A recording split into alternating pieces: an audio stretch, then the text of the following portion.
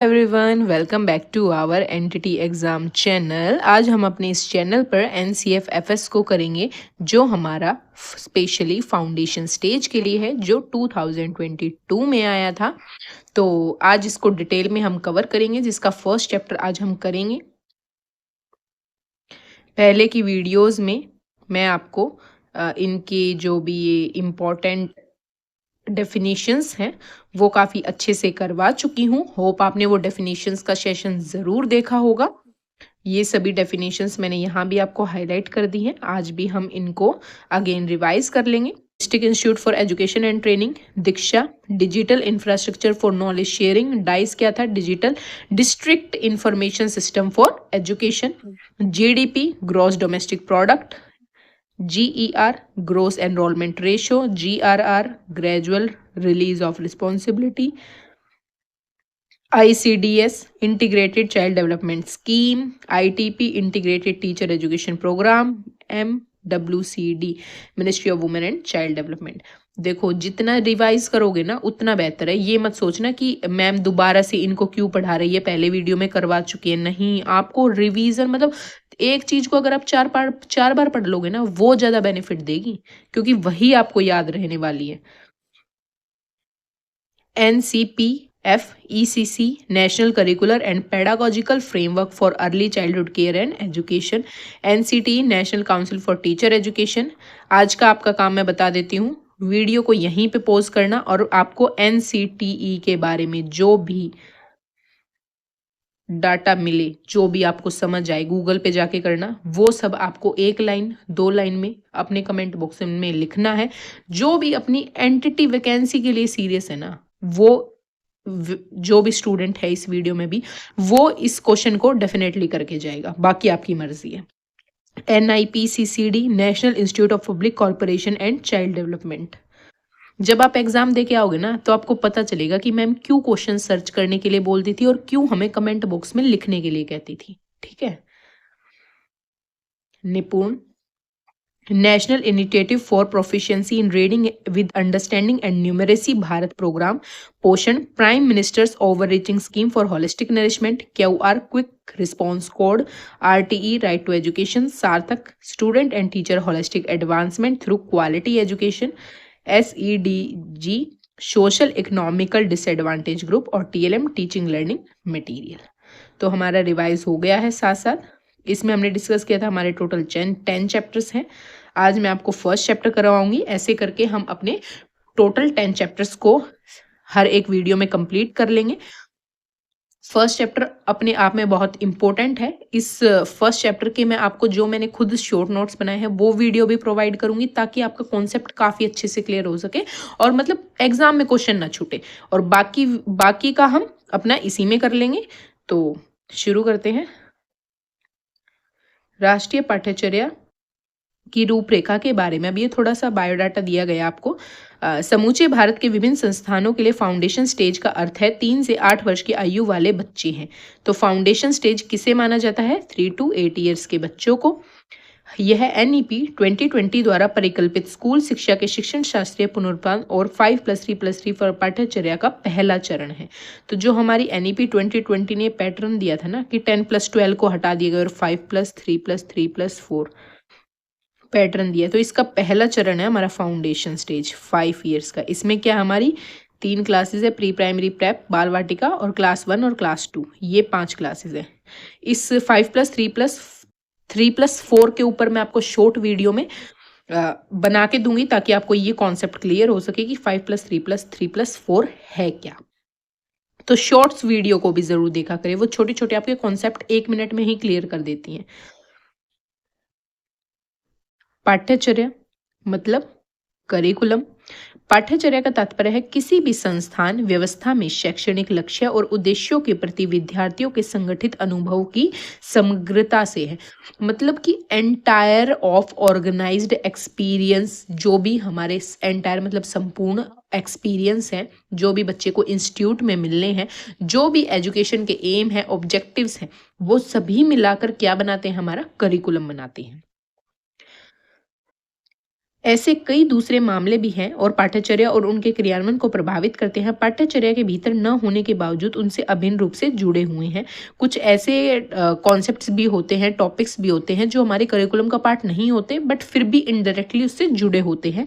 इनमें शिक्षक और उनकी क्षमताएं, इनमें क्या क्या आ जाएगा कि शिक्षक और उनकी क्षमताएं आ जाएंगी, अभिभावक और समुदाय की भागीदारी आ जाएगी, संस्थानों तक पहुंच के मुद्दे, संसाधनों की उपलब्धता तथा प्रशासनिक और सहयोगी ढांचा आदि शामिल है।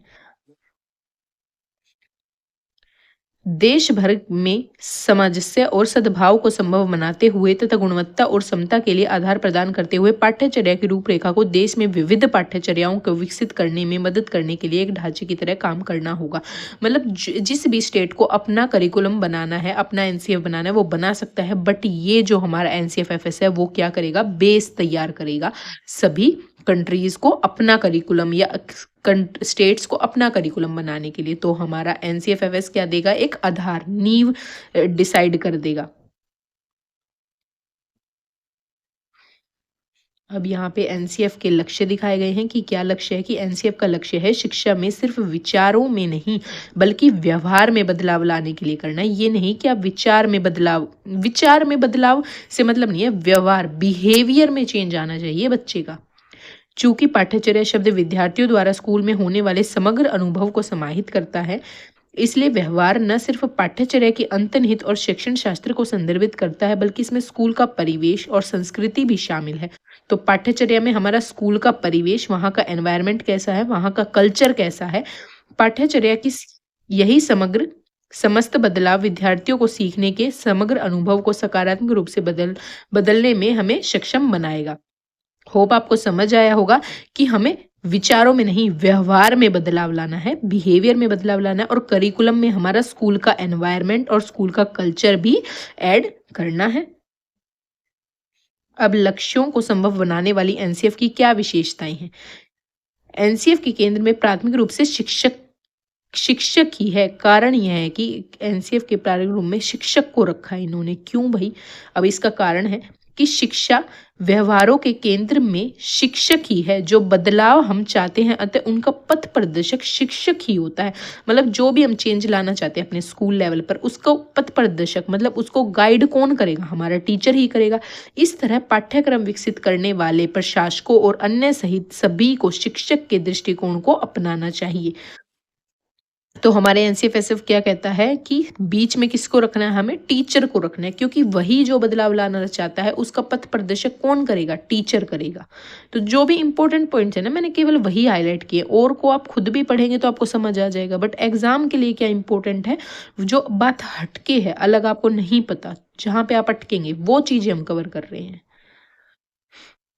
अब हम यहाँ से हमारा फर्स्ट चैप्टर शुरू होता है। आई नो वीडियो लंबी जाएगी, बट अगर आप मतलब एक सीरियस कैंडिडेट हैं तो आपको पता होगा कि जल्दबाजी में शॉर्टकट कभी भी सक्सेस का रास्ता नहीं है। हमें अच्छे से डीपली उस चीज को कवर करना ही पड़ेगा। अब मैं शॉर्ट रूप में आपको ये करवा देती तो उसका कोई फायदा नहीं होता आपके लिए। आप कर तो लेते, 10 मिनट की वीडियो आप देख तो लेते, बट उसका कोई फायदा होगा आप एग्जाम में? नहीं होगा। इसलिए मैंने इस पीडीएफ के थ्रू ही आपको कंटेंट प्रोवाइड करने की कोशिश की, जैसा कि हमने अपनी एनआईएस को काफी अच्छे से किया और बच्चों ने बहुत पॉजिटिव रिस्पॉन्स दिया। होप अगर आप एग्जाम देके आएंगे इन फ्यूचर तो आपको उसका दिखेगा बेनिफिट। इसलिए अपने ऊपर गर्व महसूस करो कि मैंने अपनी एनआईएस की सीरीज कंप्लीट कर ली। अब हम अपनी एनसीएफ एफएस की सीरीज को कंप्लीट कर लेंगे। तो शुरू करते हैं। प्रस्तावना और परिचय, प्रीएम्बल एंड इंट्रोडक्शन। यह अध्याय फाउंडेशन स्टेज के लिए एनसीएफ का आधार तय करता है। तो ये जो एनसीएफ का आधार इसी अध्याय से डिसाइड होगा, आपको देखने को मिलेगा। प्रारंभिक बाल्यावस्था में देखभाल और शिक्षा की अहमियत, भारतीय परंपरा में इसकी जड़ें, जीवन में इसके महत्व को रेखांकित करने वाले समसामयिक शोध व इनके शुरुआती वर्षों में खेल की केंद्रियता और इस समय पारिवारिक व समुदाय द्वारा निभाई जाने वाली अहम भूमिका आदि को शामिल करते हुए रूपरेखा प्रस्तुत करता है।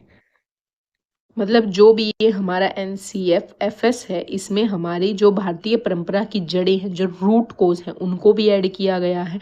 हमारे समाज को भी ये रोल दिया गया है, खेल को भी मध्य में रखा गया है और सोसाइटी को भी इम्पोर्टेंस दी गई है। तो इन सभी चीज़ों के मिश्रण को हमारे एनसीएफ एफएस में दिखाया गया है। देखो ये कितनी अच्छी तस्वीर दिखाई गई है यहाँ पे कि ये टीचर बच्चों को पढ़ा रही है और बच्चे अपनी अपनी एक्टिविटीज में संलग्न हैं। ये यहाँ से हमारी यूनिट 1 चैप्टर 1.1 की शुरू होती है। प्रारंभिक बाल्यावस्था में देखभाल और शिक्षा, early childhood care and education. बच्चे के जीवन के पहले 8 साल बहुत ही अहम होते हैं, तो पहले 8 ईयर बहुत ही इम्पोर्टेंट होते हैं। इन्हीं शुरुआती वर्षों में ही जीवन भर की भलाई, वेलबींगनेस और सभी आयामों, शारीरिक, संज्ञानात्मक, सामाजिक, भावात्मक में समृद्ध और विकास की नींव पड़ती है। मतलब इन्हीं 8 सालों में बच्चे की नींव निर्धारित होती है हर एक एस्पेक्ट में। तंत्रिका विज्ञान के क्षेत्र में हुए शोध में हमें पता चला कि व्यक्ति की मस्तिष्क का 85% से अधिक हिस्सा 6 वर्ष की उम्र तक विकसित हो चुका होता है। तो 85% ब्रेन का डेवलपमेंट कब तक हो जाता है? 6 ईयर तक। ये हमारा कौन कह रहा है? NCFFS के अकॉर्डिंग। यह शुरुआती वर्ष में बच्चे के मस्तिष्क के स्वस्थ व सतत विकास और वृद्धि के लिए उनकी उपयुक्त देखभाल और उपयुक्त प्रोत्साहन मतलब स्टिमुलेशन देना इम्पोर्टेंट है। 8 वर्ष की उम्र में के बाद के बच्चे सीखने और विकास की एक अंतर्निहित विशेषता भी होती है। क्या विशेषता होती है? बच्चे 8 वर्ष तक कैसे सीखते हैं कि वे गैर रेखीय और गति के विविधता लिए हुए होते हैं। गैर मतलब नॉन लीनियर, एक ऐसे लीनियर वे में नहीं सीखते, नॉन लीनियर तरीके से सीखते हैं। हालांकि 8 वर्ष की आयु तक यह अंत इतने भिन्न होते हैं कि औसतन 8 वर्ष की आयु को सीखने के एक चरण के रूप में, दूसरे चरण में संक्रमण बिंदु के रूप में देखा जाता है। जैसे कि एक बिंदु ये तो यहाँ 8 वर्ष बच्चे के पूरे होते हैं, तो यहाँ तक जो पढ़ाई बच्चा कर रहा है वो नॉन लीनियर वे में कर रहा है और यहाँ तक उसका चेंज हो जाएगा। होप आपको थोड़ा बहुत समझ आया होगा, आ रहा होगा। इस प्रकार प्रारंभिक बाल्यावस्था देखभाल के लिए ECCE में को आमतौर पर जन्म से 8 वर्ष तक के बच्चों के शिक्षा के रूप में परिभाषित किया जाता है। तो ECC कब की है? हमारी 0 to 8 ईयर। ठीक है, ECC। फाउंडेशन स्टेज अब हम पढ़ते हैं। फाउंडेशन स्टेज मुख्यतः 0 से 3 वर्ष, प्राइमरीली एट होम 0 से 3 ईयर, जब बच्चा घर पे होता है। 3 साल की उम्र तक अधिकांश बच्चे अपने घर परिवार में ही माहौल में बड़े होते हैं। कुछ बच्चे क्रैच झूला घर भी जाते हैं। 3 साल की उम्र के बाद बहुत से बच्चों का काफी सारा समय आंगनवाड़ी और प्री स्कूल जैसी संस्थागत जगहों पर गुजरता है। 3 वर्ष से अधिक उम्र के बच्चों के लिए संगठित सेटिंग, ऑर्गेनाइज्ड सेटिंग, मतलब 0 से 3 वर्ष तक तो बच्चा अधिकांश समय या तो अपने घर होगा या आंगनवाड़ी होगा या फिर क्रैच वगैरह में होगा। बट 3 वर्ष के बाद एक ऑर्गेनाइज्ड सेटिंग होती है, उच्च गुणवत्ता वाली प्री स्कूल शिक्षा प्रदान की जाती है NP 2020 के अकॉर्डिंग। 3 वर्ष की आयु तक घर का वातावरण ही बच्चे के लिए पर्याप्त पोषण, अच्छे स्वास्थ्य की आदतें, जिम्मेदार पूर्ण देखभाल, सुरक्षा और संरक्षण और बचपन के आरंभिक दिनों में सीखने के लिए प्रोत्साहन का एकमात्र प्रदाता होता है। मतलब ऐसा होना भी चाहिए कि 3 वर्ष तक बच्चे को घर पे ही उपयुक्त न्यूट्रिशन दें, हम अच्छा स्वास्थ्य दें, अच्छी जिम्मेदार पूर्ण देखभाल करें।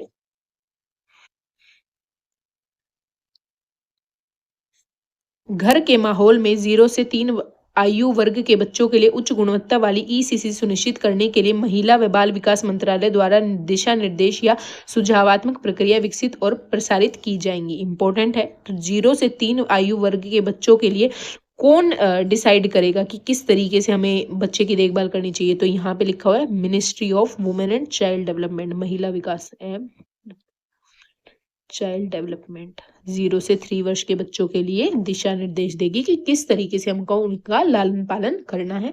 याद रखेंगे ये पॉइंट। संस्थागत setting, institutional settings 3 to 8 years के बच्चे के लिए है हमारी। 3 से 8 वर्ष की आयु के दौरान संस्थागत माहौल में मिलने वाली उपयुक्त और उच्च गुणवत्ता वाली ECC सभी बच्चों के लिए उपलब्ध होनी चाहिए। भारत में आमतौर पर यह कार्यक्रम निम्न अनुसार है। 3 से 6 वर्ष का बच्चा है, जब 3 to 6 ईयर का चाइल्ड है, तो वो आंगनवाड़ी, बाल वाटिका और प्री स्कूल के प्रारंभिक बाल्यावस्था शिक्षा कार्यक्रम में जा सकता है। और 6 से 8 वर्ष का स्कूल के प्रारंभिक बाल्यावस्था शिक्षा कार्यक्रम 1 या 2 में जा सकता है। तो आपको समझ आएगा 3 से 6 वर्ष तक का बच्चा हमारा आंगनवाड़ी, प्री स्कूल, बाल वाटिका इनमें जाएगा। और 6 से 8 वर्ष का 6 से 7 साल तक बच्चा फर्स्ट क्लास में और 7 से 8 वर्ष का बच्चा सेकंड क्लास में। तो आपको ये 5 साल समझ आ गए होंगे। इस आयु के दौरान बच्चों को खेल आधारित शिक्षा खास तौर पर महत्वपूर्ण होती है, तो हमें प्ले बेस्ड, शुरुआत से ही मैंने आपको बताया कि प्ले को हमें सेंटर में रखना है, प्ले बेस्ड ही बच्चे को पढ़ाना है शुरुआती 5 साल में, मतलब अपने फाउंडेशन स्टेज पे। देखो और सारी बातें यहाँ नॉर्मली लिखी हुई है, देखो मैं आपको पढ़ के दिखा देती हूँ, आपको लग रहा होगा कि मैम इतनी सारी चीजें छोड़ के चल रही है। इस आयु के दौरान बच्चों को खेल आधारित शिक्षा खास तौर पर महत्वपूर्ण है। यह खेल समूह में हो सकते हैं, व्यक्तिगत हो सकते हैं, मतलब आप ग्रुप में भी करवा सकते हो, इंडिविजुअल भी करवा सकते हो। खेल आधारित शिक्षा बच्चों की जन्मजात क्षमता और जिज्ञासा, सृजनात्मकता, आलोचनात्मक चिंतन, सहयोग, टीम वर्क, सामाजिक अंतक्रिया, समानुभूति, करुणा, समाविष्ट, संप्रेक्षण, संस्कृति की सराहना, हंसी, खेल, भावना, इन सारी चीजों से बच्चे को पोषित करती है। तो देखो ये नॉर्मली बात थी, यहाँ पे इंपॉर्टेंट क्या था कि बच्चे को हमें खेल आधारित शिक्षा खास तौर पर प्रोवाइड करनी है। तो हम इंपॉर्टेंट पॉइंट करके चलेंगे। वैसे ही हमारी वीडियो इतनी लॉन्ग हो जाती है, मैं चाहती नहीं कि आपकी वीडियो लॉन्ग हो और मतलब मेरे बच्चों का टाइम वेस्ट हो, नहीं। साक्षरता और संख्या ज्ञान का महत्व, importance of literacy and numeracy. अब जो लिटरेसी है, साक्षरता है बच्चे की, और जो संख्या ज्ञान है वो क्यों इंपॉर्टेंट है। इन वर्षों के दौरान ईसीसी में शुरुआती साक्षरता और संख्या ज्ञान का विकास भी शामिल होता है, जिसमें अक्षर, भाषा, संख्या, गिनती, रंग, आकृतियां, ड्राइंग, पेंटिंग, इंडोर आउटडोर खेल, पहेलियां, तार्किक चिंतन, कला, शिल्प, संगीत और घूमने फिरने आदि के बारे में सिखाया जाता है। तो ये सारी चीजें आपने देख ली, एक बार आंखों से निकाल ली क्या क्या सिखाया जाता है। अब आप एग्जाम में टिक कर पाएंगे। 6 से 8 वर्ष की आयु सीमा के दौरान यह विशेष रूप से महत्वपूर्ण है कि देखो 6 से 8 वर्ष की यही वर्ष बुनियादी साक्षरता और संख्या ज्ञान की उपलब्धता का आधार बनाते हैं। तो ये इंपॉर्टेंट पॉइंट है, मार्क करेंगे। 6 to 8 ईयर ही बच्चे के बुनियादी साक्षरता और संख्या ज्ञान का आधार तय करते हैं, याद रखेंगे बिल्कुल। समग्र शिक्षा के लिए एफएलएन की महत्व काफी स्पष्ट है और एनईपी 2020 में इस पर पूरी तरह जोर दिया गया है। तो ये क्या है हमारा, साक्षरता, बुनियादी साक्षरता और संख्या ज्ञान हमारा क्या है, FLN, foundation literacy and numeracy. ठीक है, foundation literacy and numeracy full form याद रखेंगे, और इसका आधार हम कब तैयार करेंगे, 6 से 8 वर्ष का जब हमारा बच्चा होगा। तो इंपॉर्टेंट पॉइंट था गाइज, बार बार इसलिए बता रही हूँ ताकि आप इस चीज पर फोकस दें। फाउंडेशन स्टेज के लिए राष्ट्रीय पाठ्यचर्या की रूपरेखा। अब एनसीएफ में क्या कहा गया, ऊपर वर्णित सभी बिंदुओं को ध्यान में रखते हुए एनईपी 2020 ने एक नई व्यवस्था बनाई 5+3+3+4 के तहत 3 से 8 वर्ष की उम्र को फाउंडेशन स्टेज का है। तो एनईपी 2020 ने 3 से 8 वर्ष की उम्र को क्या कहा है, फाउंडेशन स्टेज। यही बात I know bar bar repeat हो चुकी है, बट तभी आपको याद रहेगी। यह एनसीएफ संस्थागत सेटिंग में ईसीसी पर फोकस करता है। घर में माहौल जिसमें परिवार, रिश्तेदार, पड़ोसी, करीबी समुदाय के अन्य लोग शामिल होते हैं। लेकिन इनमें 3 वर्ष से छोटी उम्र के बच्चों को संदर्भ में ईसीसी की बात नहीं होगी, क्योंकि ये संस्थागत सेटिंग के तहत नहीं है। मतलब 3 to 8 ईयर का बच्चा होगा, 3 ईयर से पहले का जो बच्चा है ना वो संस्थागत सेटिंग में नहीं आएगा, मतलब इंस्टीट्यूशनल सेटिंग्स में बच्चा नहीं आएगा। उससे पहले 0 से 3 वर्ष के लिए कौन हमारा दिशा निर्देश जारी करेगा, ministry of women and child development. तो फाउंडेशन स्टेज सिर्फ 3 से 8 वर्ष तक की है।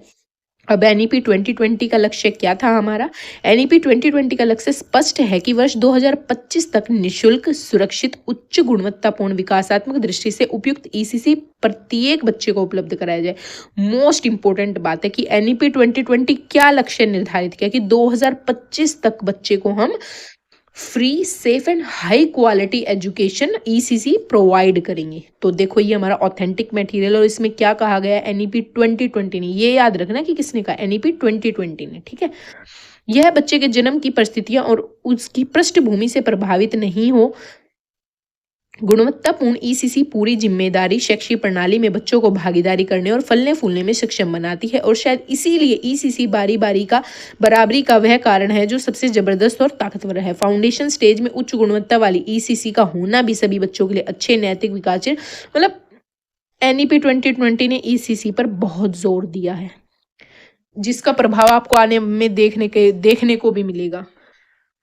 तभी हमारी एनटीटी की इतनी वैकेंसियां आपको देखने को मिल रही, क्योंकि फाउंडेशन स्टेज को इन्होंने बढ़ावा दिया, क्योंकि बच्चे की नींव तभी निर्धारित होती है।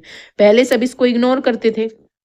प्रारंभिक बाल्यावस्था में देखभाल और शिक्षा का आधार क्या है अब हमारा, बच्चे के जीवन के पहले 8 वर्षों में मस्तिष्क का विकास बहुत तेजी से होता है और यही शुरुआती वर्षों में संज्ञानात्मक और सामाजिक भावनात्मक प्रोत्साहन को के महत्व को इंगित करता है। बच्चे के शुरुआत में खेल आधारित गतिविधियों को सहज रूप से, वही बातें हैं कि खेल को बीच में रखना है।